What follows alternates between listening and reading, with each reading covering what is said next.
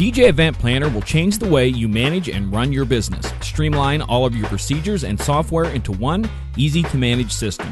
DJ Event Planner, the ultimate online planning tool.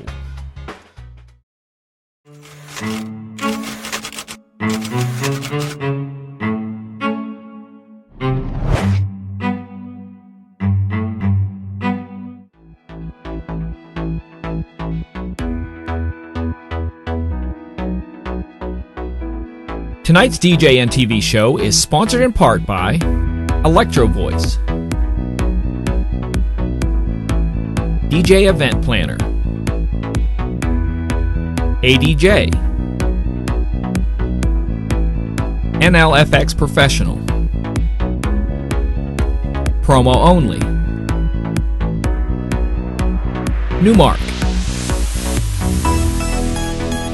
and DJNTV Insiders. Well, good evening, everyone. It's Ron Ruth with Ron Ruth Experience and the founder of the Imaginativity Institute, where we put ideas in your head.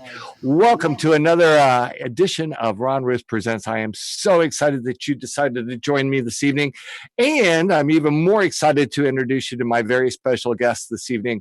This is Howie Walstein. Yeah, big round of applause for Howard. Howard is the founder of Kids Dance, and it's kidsdance.com. Is that right, Howard? That's correct. Yeah.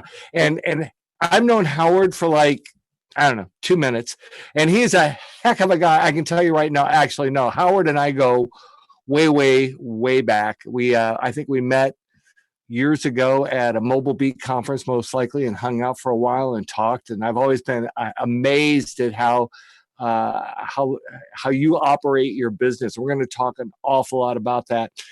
Before we do that, just real quick, I want to let everyone know I posted on Facebook earlier that tonight I'm going to be giving away 2 one-hour customer experience consults with me. And I'm going to tell you a little bit more about how that works in about 20 minutes or thereabouts. But you have to be watching live in order to win that particular prize. So if you're watching this on YouTube at a later date other than live, then sorry, but you'll have to watch live to win. Okay. So Howard, how are you, man? I'm doing well. You classify yourself as a special events DJ. Why is that?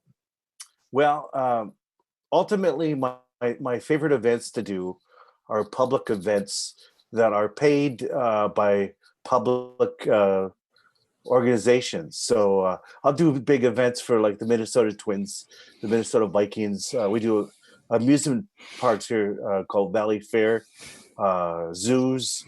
But those are like my peak performance opportunities that I like the most. So you like doing not just kid events, but you also like doing family events as well, right? Yeah, they tend to be family oriented, but not always. I'm doing an event at Target Field on June 8th. It's a tribute to Prince, and for the Minnesota Twins, and I get to play all my favorite Twins or all my favorite Prince songs as people wait to get into the gates. The first 15,000 people get inflatable Prince guitars, and you get mobs outside the stadium, and they set me up in the balcony, and I get to play Prince music for 2 hours. It's absolutely incredible. This is my second year doing it now. That is so. Is this before game then, or is this after the game? How does it? Before the game. So people line up because they want to get those guitars. They also have Prince caps, Twins Prince caps, purple caps they're going to give out. But you have to fit the requirements. Or you have to get there in time. So I've done that. And I mean, to me, it's just a thrill to be able to do that. I'm a Twins fan anyways. But to be able to do that for the Twins is phenomenal, That's pretty impressive. I'll tell you what, I want that to be like a teaser, because we're going to talk about how you got that particular job. I think that's fascinating. But as a bigger tease, you and I were talking this afternoon, and you told me about how you played at the Super Bowl this past year, or actually at the beginning of this year. We're going to talk more about that as well. But what I want to do before we get there is let's go back. let's go back to how did Howard get into this business? How did you wind up here? Well, I've been dabbling around with music for years. I have an older sister, so when she was having parties, I was designated like music for my big sister. But I mean, that wasn't anything professional or whatever. I was working as a manager, I think in the '70s, and I found out that I could DJ at a roller skating rink, and they'd pay me a pretty good amount of money to play music. And why not? You gotta get paid somehow for something. You might as well have fun DJing. Right. And then I worked for a couple mobile companies here in the Twin Cities to work my way through college, and I teamed up with one of my high school buddies that was on the radio. I was on a high school radio station and college radio station. Yeah. And we started Total Entertainment in 1982. That lasted about a year. We separated. We had different philosophies, which is like really important to kind of share, because he wanted to book one show a night. And I'd want to say, so what happened today? And he said, well, I had to turn down 3 shows for X amount of date. And I go, well, why do that? If you've got 3 shows to book, let's book all 3 of them.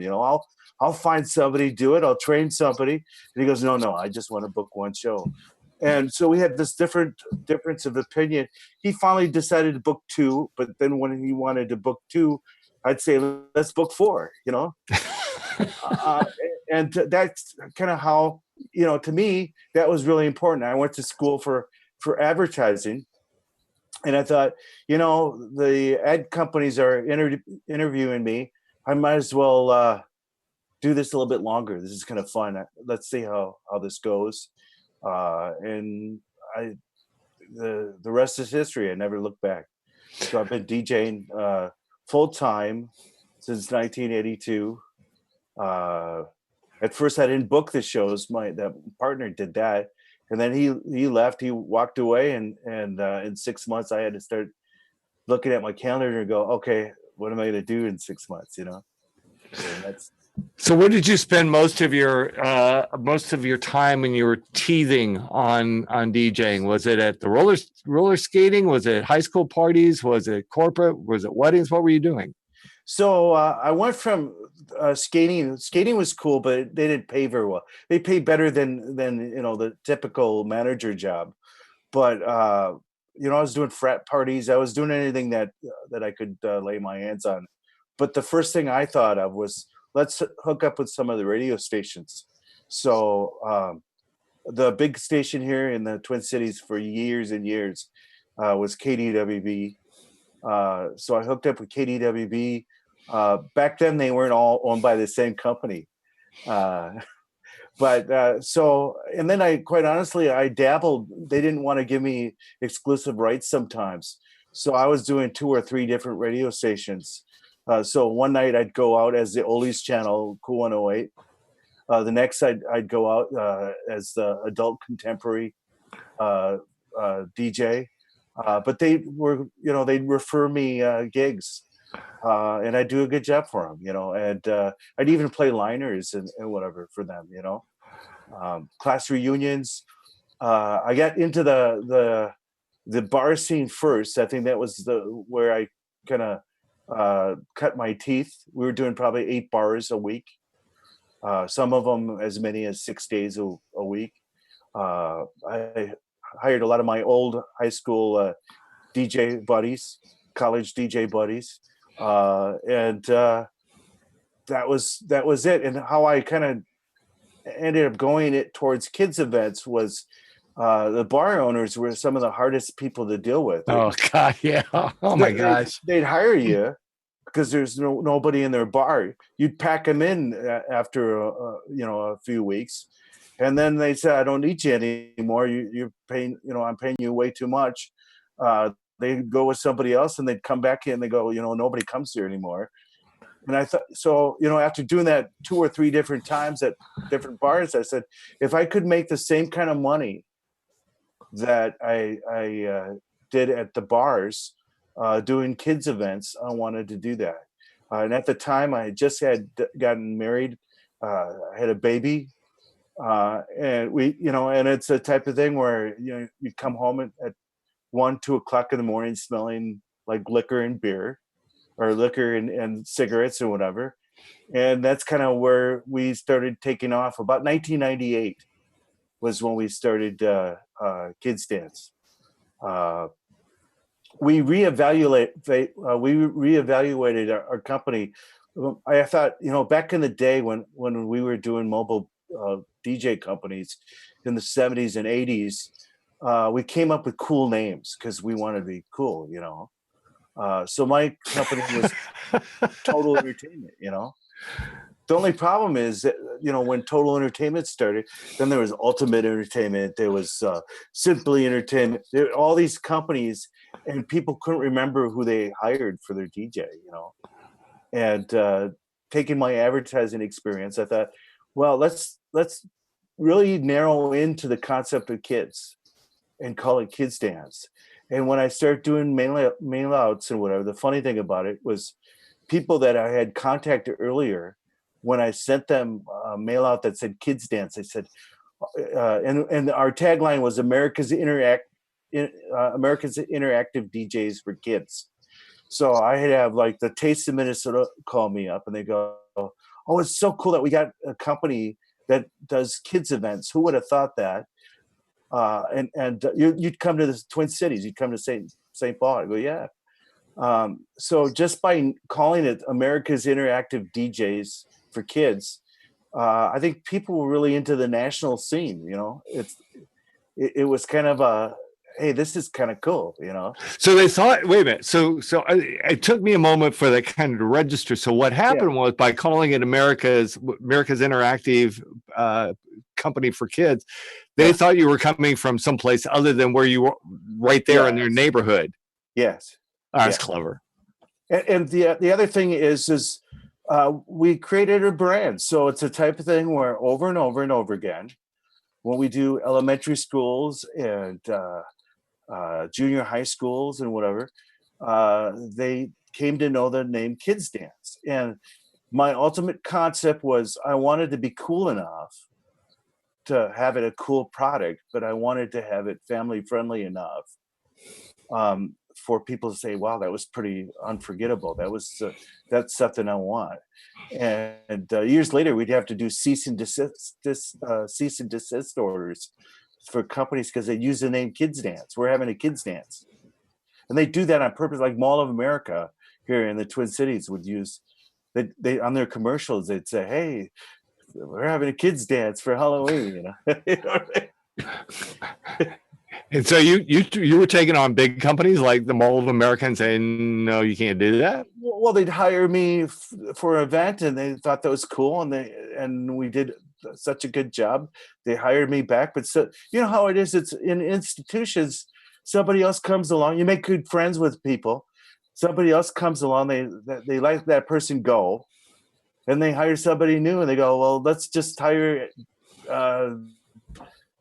ABC DJ, and we'll call it Kids Dance. That way we don't have to pay the big guy that does Kids Dance. And that's what they're doing. But the cool thing about it is, so the person they let go, they end up going someplace else, and they hire you for some other event. So the cool thing about it is this population in some ways is transient, where they'll go to work for a different hotel or somebody that works for the Twins might go work for the St. Paul Saints. Mm-hmm. We do events for the St. Paul Saints as well.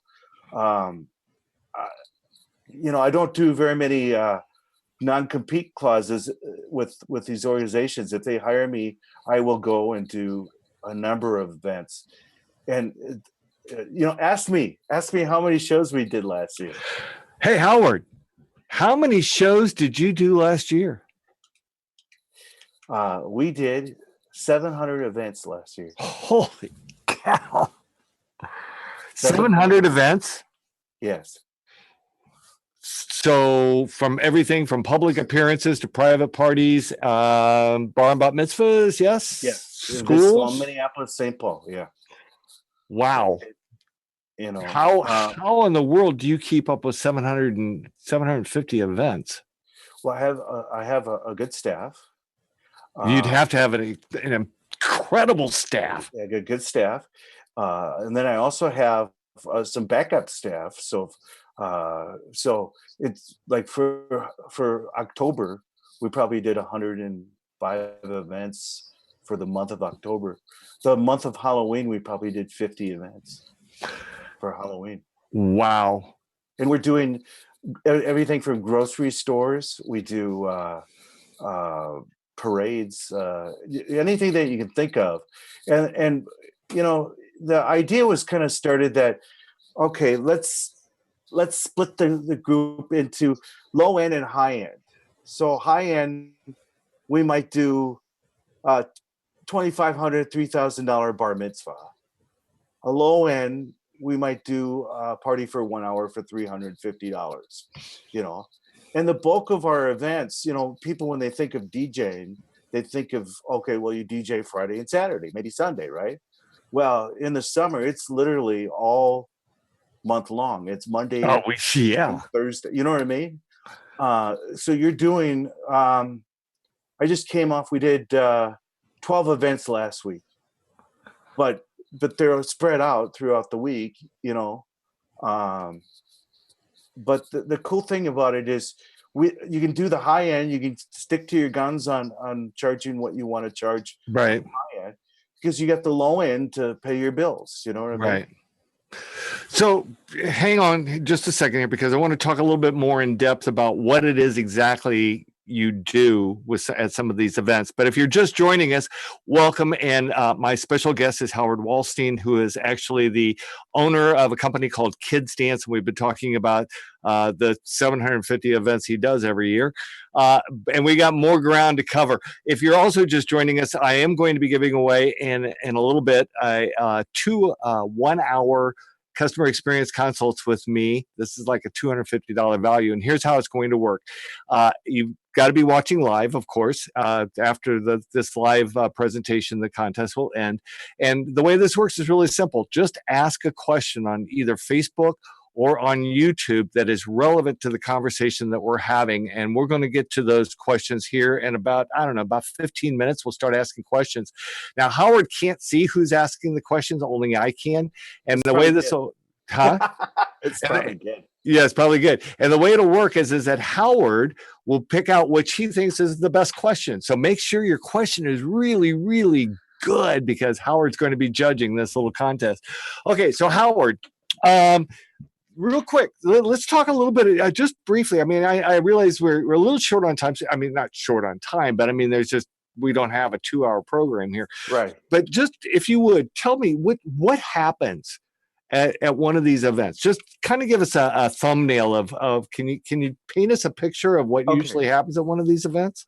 Well, you know, the typical DJ normally will play music. Sometimes they play extended mixes and whatever. Right. But when I do kids events, it's literally a minute of one song, maybe a minute and a half. Wow. You know, I'm dating myself. But if you remember in the 80s or 90s, they used to have hooked on hits or whatever. Yeah. Stars on 45 or whatever. Or what was it? The bunny. I can't remember. Jai Bunny? Was that the name? Jai Bunny, yeah. So it might not go that fast, but our goal is to maybe play a minute of every song, even if I'm doing a hokey pokey or a chicken dance, if I even do that. Because one of the things I'll share with you is when you do this enough, you're not stuck doing the YMCA. I mean, people are so unimaginative sometimes when you're a DJ because you're trying to fill time. To me, it's about coming up with something cool and different that they can't get someplace else. You know what I mean? Well, you almost have to, because when you do one of these shows, if you want to be invited back, you have to come back with new material. That's correct. Yeah. Although the strange thing about it is it's like kids with movies. They'll see Frozen, a dozen times. So they're, on the one hand, you want to be fresh, but it's amazing how they really get into your programming. And so they might want to hear some of the same songs over again. But so, for instance, we might a good show for me. For instance, we won't do the YMCA. We won't do a chicken dance. We won't even do a hokey pokey. If I've done a great job, if I've done a great 2-hour event, most of them are 2 hours. If I do a great event, it's very common that I won't do any of those typical DJ songs that they would do for kids events. We create our own, you know. So we do Cupid Shuffle, but we have our own version of a Cupid Shuffle. We have our own version of dance steps, and the kids really get into it. We hire hip hop dancers. We want somebody who's cool enough for the kids. I don't know. I'm going to show in my age. I've been doing this. This is we've been Total Entertainment's been in business 35 years. So I mean, I'm not a young guy anymore. And could have fooled me. Could have fooled me. To the kids, we've got people who are in their 20s or 18, you know, up front. So I'm the voice, you know. And when we train some of our other staff, they're the producer, and the dancer will go out, and that's the person who rubs elbows with the kids, you know. So how often? I mean, this sounds like it has to be a rehearsed show. Is this a rehearsed show? Well, it is. But when you're doing a number of shows, what happens is you get really spot on how long something will last. You don't want to go longer than a certain amount. And it's very common where if I do an event, I might even match beats for a half hour playing songs. So it's one continuous flow. I mean, you're going in and out of songs, very similar to what the nightclubs would be doing, but you're not doing extended versions, you know. And in the meantime, while you're doing that, you have frontmen or dancers, front women, or girls, or dancers up front leading all these dances and routines. Yes. Wow. I do have one guy he still goes and does both. So he'll DJ and he'll go out in front. He prefers to work alone.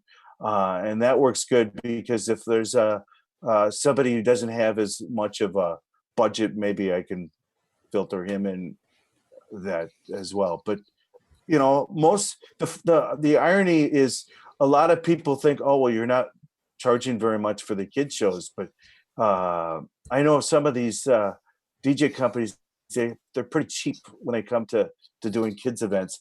I could be more expensive. I think the typical event is anywhere from $350 to $500 $500 an event. So it's nothing to sneeze at. And if you're doing, like I said, 700 of them in a year, that's quite a bit, you know. So a typical month, if you're doing 100 events, the coolest thing that you don't even think about is everyone knows who we are. We're like Kleenex. It's the word kids dance. It is, you know, it's like, oh, you're with kids dance. Anybody who I hire, they'll stop them at a grocery store and say, hey, you're with kids dance. You know what I mean? I mean, let me ask you a question. How many shows have you done where they've asked for an autograph? An autograph? Yeah. None. How about how many shows have you done where they give you a standing ovation? Well, that you know, I've had a few of those. Yeah, I mean, I can't say I'm not. This is very common. This happens almost weekly. In fact, we've actually worked out materials where some of the DJs, some of the dancers have something they can sign. Oh man. Because people want their autograph. That's taking your branding to the extreme, man. That is awesome. Yeah. But you were telling me this afternoon about when we were doing pre-production meeting, we were talking about you told me how you go to a movie theater and you hear people around you talking about the event that one of my DJs was at the night before, and how great that DJ was, you know, and you know what I mean. It's like it's amazing. The cool, you know, one of the cool things, you know, I don't know if kids dance would necessarily work in every market. The cool thing about the Minneapolis-St. Paul area is it's basically 3 big cities in one little area We're the largest small city in the world. We're large enough where we have Fortune 500 companies here, but we're small enough where you can make a big name for yourself. And it didn't take very long, but after 30 years of doing this, people know who you are. People come up to me and they say, "You did my bar mitzvah," and I'm thinking, in my head, I'm thinking, "You're an old lady." The woman's like 47 years old. I did her bar mitzvah. You know what I mean? The other person, he couldn't have possibly been doing that. Yeah. But so it's you don't think in terms of that when you're doing parties, right? You don't think, oh well, 20 years later somebody's gonna compliment or you do a bar mitzvah, and then back when we were doing bar mitzvahs, when I was a multi-op years ago, we would do a bar mitzvah, and then we'd wind up doing the wedding for that, right, for the bar mitzvah, bar mitzvah boy or girl. I mean, it's crazy. That makes you feel really old. How about this? I did a bat mitzvah for a child of a bat mitzvah. So I did the mom's bat mitzvah, and now I'm doing the kid's bat mitzvah. Oh my God! I'm thinking about that. This is wild. We're gonna have to get you a walker, man. Yeah. Yeah, I think I told somebody that one time. They said, "You're gonna have to come back and do my granddaughter's wedding or something." It's like, yeah, if you want to bring me in one of those wheelchairs, it's got the little control on it, so I can just roll in and roll out. I'll do that. Be happy to do. I've been totally blessed because think about it. I'm going to be turning 58 next month. Okay, so think about it. I'm older than all the parents of the bar. Yet I'm booking, a number of shows each year for bar mitzvahs. I mean, think about it. I don't know. When I was a kid, 50 was old, 40 was old. You know what I mean? But we provide something. To me, it's high energy. It's high excitement. I've got ADD, and to me, it's like I won't tolerate an empty dance floor. It's like there's always something going. I love, like, Scott Faber has all the cool game things to do. To me, the game things are cool as icebreakers. If I'm doing a cool party, we're doing very few game breakers. Most of them it's straight dancing. Oh wow! It's one activity after another. So I'll give you a typical show would be like a weird dance contest, air guitar contest, twist contest, a silly dance contest, Cupid shuffle. We might have a dance step to Gangnam Style, and it's literally one after another. Swing couples.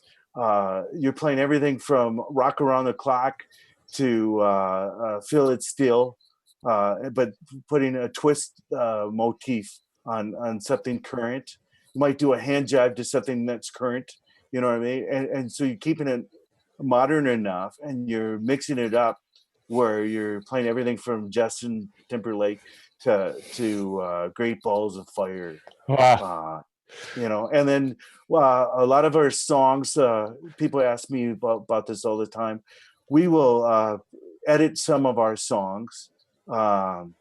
So if there's any bad words or bad motifs, we might switch up and match the beats or whatever. So it's family friendly for everybody, So again, if you're just joining us, I'm talking with my special guest, Howard Walstein, and he is the owner of Kids Dance. And as I said a few minutes earlier, if you want to win the 2 1-hour consults with me on customer experience, go ahead and start posting your questions. I'm going to get to those questions here in just a moment. Howard, I have 2 questions though before we move forward. One of them is that what do you look for? You talked about staff, so you have to have a ton of people working for you. What are like maybe 3 of the primary things you're looking for before you when you're hiring? What are you really looking for? Well, the number one thing is you got to be good with kids. It's very typical that many of our DJs have had kids, right? Kids, or believe it or not, we might hire from child care facility because somebody has just electric with kids. You know what I mean? Mm-hmm. Where they have a following, they're teaching them dance steps already. To me, it's not necessarily how amazingly talented you are. It's number one is, are you good with kids? Okay. Number two is, do you have something to offer that's a little bit different? People are dancers, but then there are people that are dancers. You have to teach these people to have a thick enough skin to be able to dance in front of people and not dance so much to show off. Because normally if you hire somebody, they're going to show you how to do a rumba. I practiced for hours in my basement when I was first introduced to the electric slide. And while I was DJing, I practiced for a long time to get it down, just because I knew I'd have to teach it to other people. For people who dance, they pick up on that quite a bit. They're quite easy. Right. For some, they can't. I know people, and to me, that's too complicated of a dance. We want something that's basically 4/4, doing something 4 moves and then going back to 4 moves. You try to keep it very simple, because the whole point is I don't want to stop the music to teach the song. Right. I want them to follow along and feel comfortable following along, and it's rowdy enough, so they'll all follow, and it's pretty contagious. That's actually the word call it is we're looking for something that's very contagious. And so the third thing you're asking about what I look for in a staff, I want somebody who's reliable, and sometimes the other two things go, and then you find out that that person just is not very reliable, and that becomes a little bit more difficult. We used to do auditions. Every once in a while we'll do auditions, but I find that the best form of finding staff is word of mouth. So somebody will say, I know this guy who's phenomenal. He teaches at the high schools. He'd love to get a extra couple bucks a week. He'd love to do this. He's perfect for it. And that's what you're looking for. You're looking for recommendations. Wow, cool. So my second question is, do you do showcases where you invite potential customers in, or is everything you do primarily word of mouth? Well, the interesting thing is, because the calendar is so full, it's real easy to invite somebody. Most of our events are public events. So, they can go to Grand Old Days and see what we're doing. It's not like you're inviting them to a private function. You know what I mean? So they can see what you're doing. Oh, good. Good point. And quite honestly, because kids dance is very active and it's very, it attracts a group that's for like races. We do a lot of 10K races, 5K. We do triathlons, kids races. We do a lot of charity events, and those are high exposure events. So somebody will have seen us. It's very typical that they might have seen us 2 or 3 times before they're hiring us for their school or some event. So that's the coolest thing about it. As a DJ, I remember as a wedding DJ doing maybe 200 weddings a year. And that was in the day and age where we simply didn't charge enough. You know what I mean? And Bill Herman is a buddy of mine.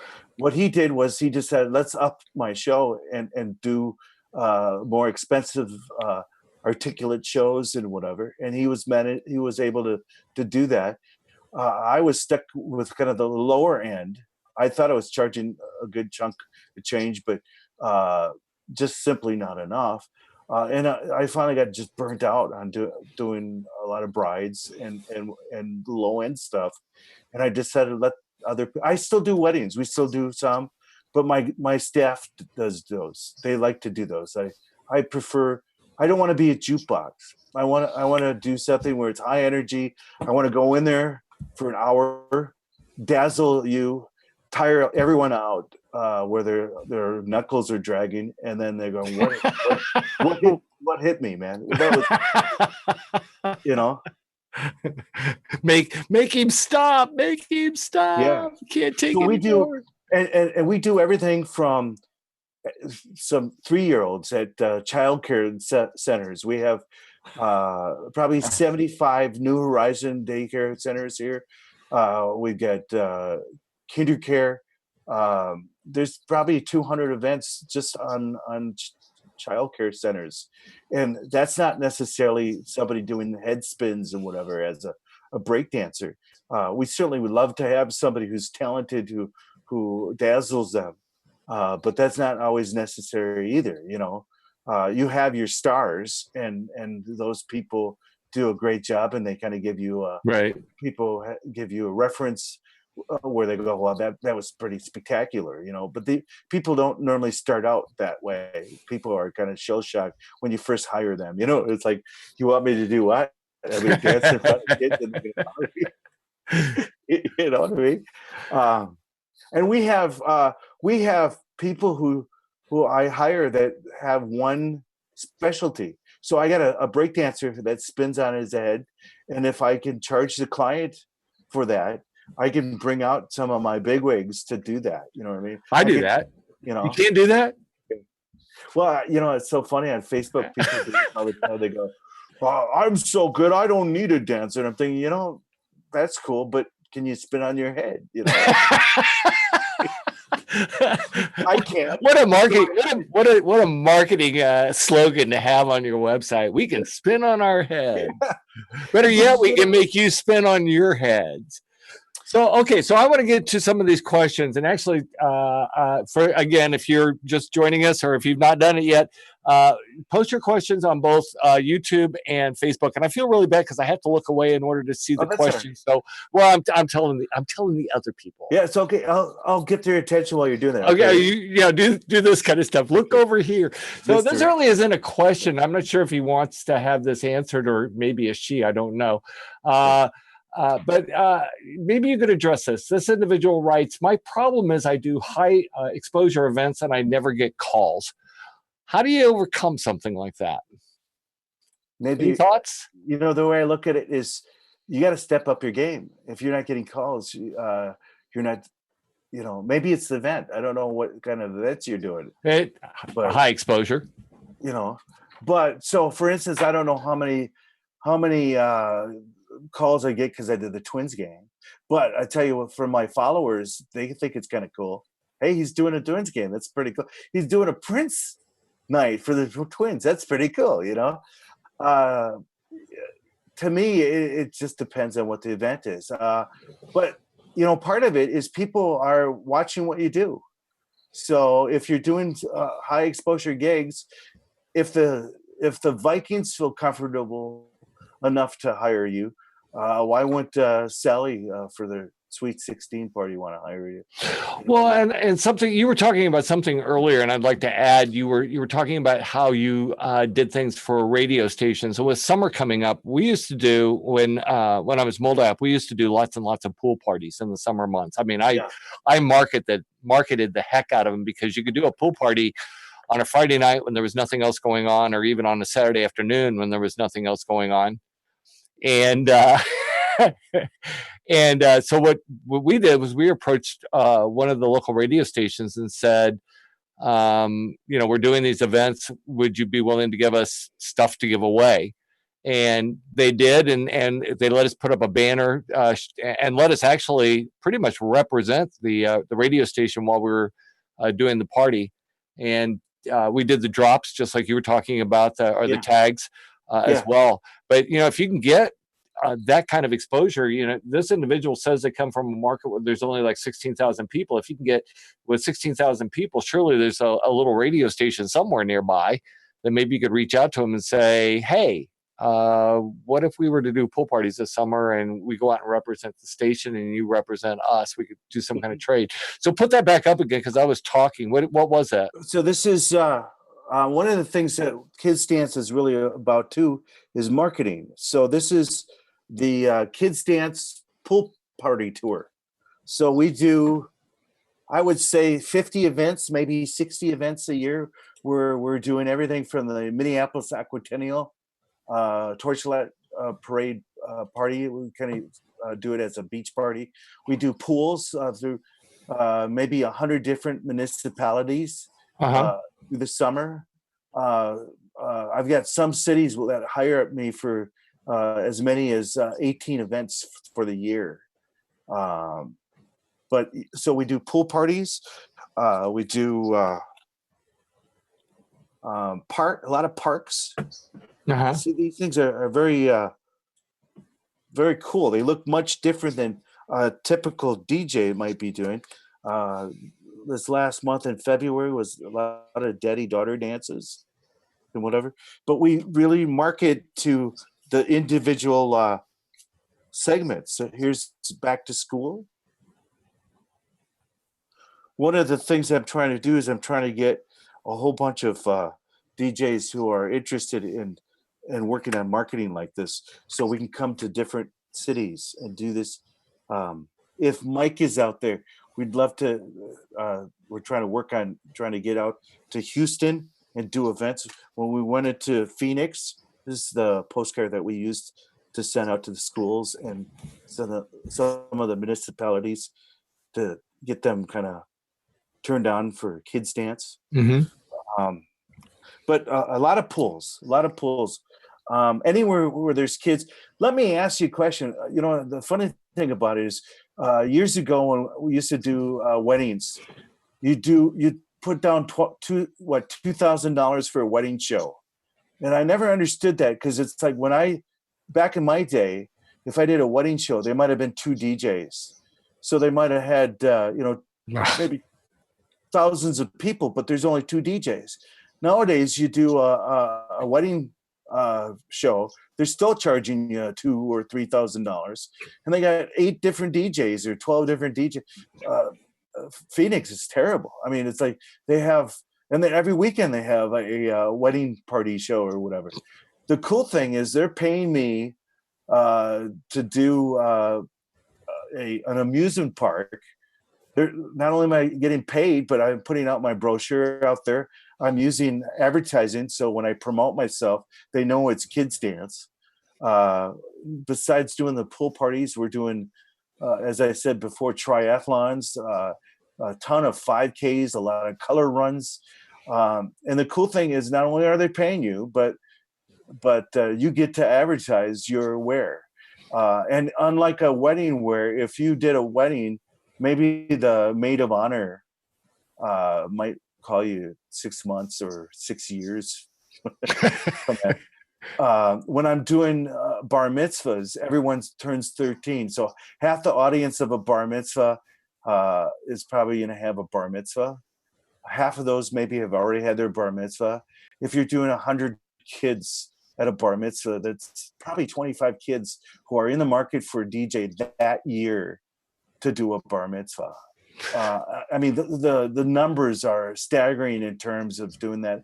And then if you're doing a municipality where you're doing the first day of summer for a city, and there's 200 or 300 people in your audience, to me, it's not necessarily about my phone ringing off the hook. It's the fact that you're planting seeds for 2 months, 6 months, a year. They might originally, I even did tell you this. I originally started Kids Dance with the idea of, how can I get to the bar mitzvah kids at an earlier age so they know who we are? So the typical kids. Actually, that's pretty genius. So you're doing 3rd grade, 4th grade, 5th grade parties before their bar mitzvah. And so the first thing that comes to mind is Kids Dance. You know what I mean? So real quick, we've got a couple questions here. I want to try to, I promised people I would ask the questions. Okay. So can you give us, just don't go too much in depth, give just like 2 great pool party activities that you can think of off the top of your head? One of my favorite pool party event is where if they're, because it depends on if they're teens, because I'll do a lot of teen parties as well for pools. And a lot of times they'll mix them in. But if you have like older kids, I love having them stand on their hands in the pool with their feet up, if you can imagine, a pool full of 200 kids with their feet up in the air, and the last person to hold their breath wins a prize. They might be doing a cannonball contest, or you know what I mean. A lot of the stuff that we do is triggered, so we're doing the event. So if we do a twist contest, we're giving out prizes for the best twister, the silliest dancer. So it's one activity after another. And if you don't like what I'm playing now, we're doing something next. So I'm not a big guy on let's stop the music now and do this activity. To me, a lot of the stuff that I do is, people do a lot of bubbles, and people who do bubbles. I think it's cool that you can book the bubble parties, but I personally think that the bubbles would be something that would slow down the pace of my events. You know what I mean? And I think if you were able to incorporate the bubbles so they're not slowing down your event, that would be cool. And I'm sure Mikey in Houston probably knows how to do that. It's like karaoke. There are some great karaoke hosts that know how to have that party just zoom in, even though they're doing karaoke. But it takes a little math. I had a chance way back when to get in on karaoke, but I said back then it wasn't going to last. I think I was wrong. So, all right. So let's see. Let me see if I can find another question here. I'm not really seeing questions. I'm seeing conversations. So I'm trying to help these folks out by asking a question. Okay, here we go. What motivates you to drive for success in your business? That's a good question, actually. Do it's amazing the response that I get. We were talking earlier today. We did kind of a pre-conference, and you said that you were probably going to hang it up or retire here soon. Hang it up. Or as Jeremy Breck wanted to know, how much longer are you going to be around? Ron, I just love doing these, and the funny thing about it is every group is different. You come with a lot of stuff up your sleeve to play. I don't put like a tape in and let it play for 30 minutes or whatever. I suppose I could do that. I think if you could maybe possibly do that. You'd have a routine and you're going to do that. But it just surprises me how different each group is, and how I learned that I do this event. It's called Follow the Leader. It happens a lot. And I found that the kids who love to follow the leader, the people who like to lead it, are special needs kids. They like to lead it the most. And it's amazing how the crowd responds to the special needs kid leading that type of event. Right. And it just blows me away. And they are just, I've had just huge applause, because you're making that special needs kid the superstar. And it motivates me because I have a product that is so cool. And it's so, I challenge everybody who's watching, if you get a chance, go on Facebook, look up under Kids Dance, and take a look at some of the videos. Tell me if you're not inspired by the excitement, the activities of how the kids get into it. I have a purpose in life. I've had a purpose since, for 35 years, about making kids get off the couch and run and have exciting things happen in their life. You know what I mean? And I think that's I love the word purpose, because that's something that I think most people think of purpose as being, as Simon Sinek would say, most people think of purpose as making a profit. Profit is a result of following your purpose, of doing what is in the best interest of others rather than in the best interest of yourself. And I think that's commendable, Howard, very commendable. We have just a few minutes left, so I want to go back to the beginning of our conversation for a few moments, and let's talk again about. We'll start with Target Field and doing the Prince thing. How did you get this gig? All right, so I'm gonna sidestep for a second because the gig I really wanted was the Super Bowl, and I said I got 12 months before the Super Bowl. How do I get the Super Bowl? Okay. What do I need to do to get the Super Bowl? Okay. Put on pads. Okay. Well, the key is this, okay? There's only so many movers and shakers in each city. And there's only so many movers and shakers in Minneapolis and St. Paul. And you need to know who they are. And so you have to have them in your audience. Okay. And so this is actually the same question. By trying to get the Super Bowl, I got the Prince gig because I'm trying to get my goods out there. I'm trying to get people to see it. I'm trying to get the right people to see it. And there's a book that was written in the late 70s, and I forgot the author. It was Ken something, and he was the guy behind the promotion of Michael Jackson and Kenny Rogers and whatever. And he says, the important thing to know is things happen in threes. In promotion, you have to have things that come in threes. If you do it one event, it's not good enough. You have to appear to people like you're everywhere. And so somebody might go to Como Zoo when they see us and they go, oh, that's the guy that's at Como Zoo. Look he's at the Twins game, you know, and the Twins are putting together an event and it's owned by the Pohlads. The Pohlads own probably 5 or 6 major companies in the country, besides U.S. Bank and a number of other things. And they're hiring me for their corporate event at Target Field, you know. And so think of everything as being this network, and you're trying to get noticed by as many people as possible. Well, so sometimes one of my first major events I did the 20th anniversary of the Ronald McDonald House, and you know, I didn't charge him very much. I figured it's the Ronald McDonald House. Talk about a purpose. These kids are suffering from cancer and whatever. But the ironic thing about it is all the right eyes were at that event. I didn't even think about. So I'm doing this next to nothing event. I don't even remember what I charged him. I know I charged him something, but it was minimal. But because of that, I got the Minnesota State Fair. I've been doing the Minnesota State Fair for over 10 years. Wow. Okay. So they saw us at the Minnesota State Fair. People have seen us at the fair, and because of that, they might hire us for the St. Paul Saints game.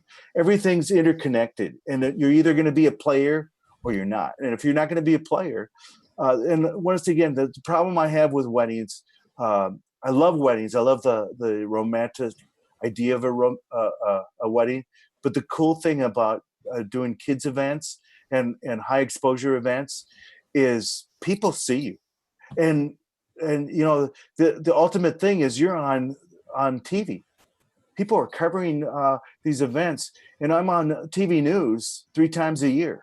Kids is at the background as they're doing a live shot at Mall of America for you know, juvenile diabetes. And they see that, you know, and that costs me nothing. If you've ever tried to get on TV and pay for TV exposure, it's amazing. I tried doing that for you. I lost my shirt one year. I thought, I'm going to be the DJ for Fox TV, you know, and then I paid $20,000, you know, and before you know, I couldn't make that payment anymore. You know, it's like if you're going to try to physically try to pay for that exposure, you just can't do it. You know what I mean? So to make your story shorter, basically by showing my goods to the right people, they said, hey, we're looking for kids DJ for the Super Bowl. We don't have enough kids stuff going on. And when the Minnesota Vikings had the Love Boat incident, I don't know if you remember that, where they had strippers at one of their parties or whatever. And that was you? No, it wasn't. The next year, when they had a company party, they hired a kids DJ. Oh, wow. I was a kids DJ, because I was a guy who comes into Medtronic or Ford Motor Company or General Mills, and I provide a family-oriented program for them to hire. You know, it's much needed. You know? And what you've just done is you've just proven what I said when you said about purpose. If you follow your purpose, money will follow. You're not always, if you're chasing the money, then you're not going to get the same results as if you're chasing your purpose or following your purpose, I guess I should say. Yeah. And then the money will follow, because you obviously you weren't doing Ronald McDonald House with the sole purpose of getting the Super Bowl. That had nothing to do with it. You were following your purpose, and in the end it paid off, which is, again, the moral of the story. I was doing a New Year's party at Oak Ridge Country Club, and this is really strange, but I walk up to the urinal, and the guy standing next to me is Sandy Atlas, who was really big. He was part of the group Lips Inc., who did Funky Town. Oh yeah. You know, so he's still going at it. He's an older gentleman now. He does a lot of keyboard stuff and whatever. And I asked, "Hey, Sandy, how you doing?" He goes, "Fine," you know. And he sees how I'm at all these events and whatever. And I said, "So what are you up to?" He goes, "I'm just trying to stay. I'm trying to stay relevant. I'm trying to stay relevant." And I'm thinking, think about that. How powerful it's like you're you're relevant as a business, as a in the community. You're either relevant or you're not. You know, and that's a good thing to try to strive for, right? You want to be relevant, right? You don't want to be an afterthought. That's powerful. And you know what? I think we're going to leave it there. That's a good message to leave on. But we have to figure out. Did I ask? Question. I like that question. He asked. I did a party, or I did a public event, and I didn't get any phone calls. Guess what? You got something out of it. So which question did you like? I did a public event, and I didn't get any anything, no phone calls back. But you got a consultation with the maestro here. What do you think? So that would be WAB Mobile Entertainment. Tell you what, I'm going to reach out to you after we're done here, and I will see if you'd like to set up a time to meet with me. We'll talk about how we might be able to get that phone to ring for you, because that's what it's all about. So, Hey, Howard, this has been awesome. I have had so much fun talking to you, man. I have one more question to ask everybody. Go ahead. Tomorrow, how do you start to make yourself relevant in this industry? What makes you relevant? What is your purpose? Find your purpose. You know, if you love doing weddings, that's your stuff. Go for it and be the best wedding DJ that you want to be. I want to be the best kids DJ, special events DJ that I can. And that's what my purpose was. Okay. And so I wrote out a list. How can I do that? How can I start doing that? And it might be doing more than one public event. Maybe it's 2 or 3. Like I said, I don't remember the author, but things come in threes. You know, it just doesn't happen to you. So who's your mentor? Who are your mentors? Well, my dad was my mentor, because my dad worked his butt off. He was a butcher, and he felt so mistreated. He worked so hard. He retired, and then he had to go back out of retirement to go and work again as a butcher. He had 3 jobs. He was either a butcher, a insurance salesman, or a car salesperson, and he'd go back and forth from those jobs. I'm so tired of selling houses. Then he'd go back to being a butcher again. And then, to me, to make a living was so difficult for him, and it was such a hardship for him. And he didn't really take much. He had joy in what he did, but it just wasn't very much for him. And so when my dad said, "Look, you went to school for advertising, and now you're not going to go and get a job in advertising? What are you doing? I said, listen, I'm going to try to be a DJ for a little bit longer. What the heck? If this doesn't pan out, I'll go back to advertising. He said within 3 or 4 years, he goes, you bought a new car, you bought a new truck, you bought a new house. And like I said, it wasn't really so much about money, but he just saw that I got to do what I wanted to do, which is something he never was able to do. He died at age 70. He was still working because he had to go back out of retirement. And it's a type of thing where he was my mentor, because I didn't want to have that lifestyle where I had to go into work and dislike the person I'm working for, you know? I mean, that's pretty powerful. So Howard, how can people get a hold of you, man? Well, my website is kidsdance.com. I'd encourage everybody to please make a friend. Howard Walstein is on Facebook. By the way, my DJ name is DJ Howie Do It. Yeah, how'd you come? I keep trying to end this, and I keep asking, how'd you come up with DJ Howie Do It? How we do it? Because my favorite song years ago was "This Is How We Do."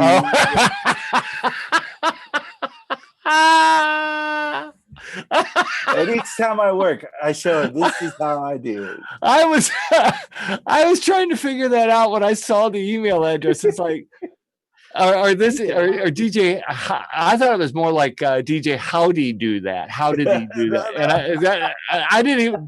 The other didn't even. You know, I had an opportunity one time when I first started DJing to call myself R2 DJ, and my friends talked me out of it. I don't know why I let them do that. So kidsdance.com, Facebook.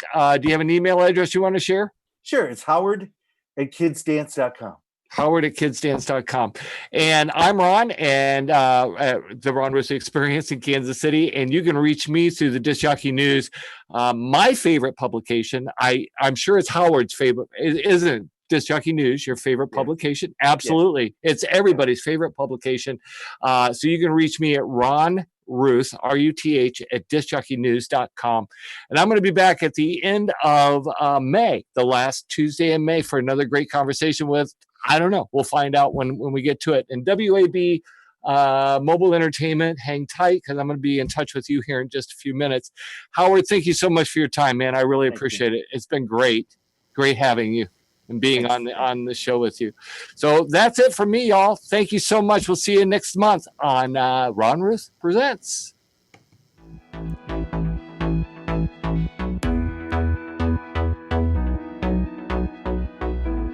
Tonight's DJNTV show is sponsored in part by Electro Voice, DJ Event Planner, ADJ, NLFX Professional,